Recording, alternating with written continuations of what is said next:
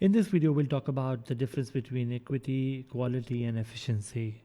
One reason why a government may intervene in a market is to correct a market failure because of equity. Equity refers to the idea of fairness, justice, and impartiality. For example, a market may be said to be efficient in terms of the production of goods and services, in terms of maximum output from a minimum amount of resources, but the distribution of this output may not be equitable or fair.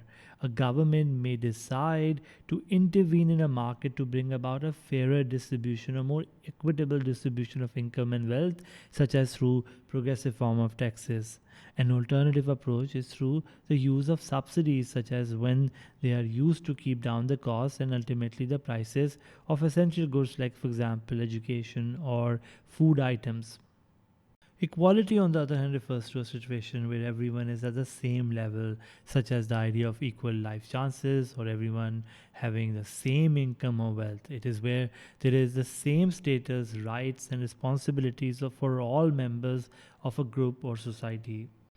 It is important to understand the difference between equity and equality. Whereas equity is concerned with the process, equality is concerned with an outcome. With equity, differences are recognized and efforts are made to respond to situations where opportunities are unequal. But with equality, the end product is a situation where all segments of society have the same opportunities. We can therefore say that equity is a situation where income is distributed in such a way that it can be considered fair or just. This is not the same as an equal distribution of income. Equity is therefore possible when income is unevenly distributed, as long as this distribution is considered to be fair and just.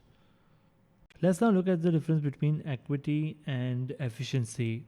The difference between equity and efficiency is related to how resources are distributed. Whereas equity involves giving everyone in a society the same amount of resources, efficiency involves an optimal allocation of resources, that is, producing at the lowest possible cost. We can say there is a trade-off between equity and efficiency in an economy. This is because when we are maximizing the productive efficiency of a market, it could lead to a reduction in equity, that is, in terms of how equitably the wealth is distributed. A good example of this could be when we put a tax on tobacco. It is intended to correct a market failure, which will result in efficiency to go up. But we also know this: an indirect tax can fall disproportionately on low income groups within the society. Hence, we can argue that there needs to be a balance to ensure that any policy that is sort of designed should offer sufficient protection for the poor without compromising the efficiency with which markets are able to work in allocating resources.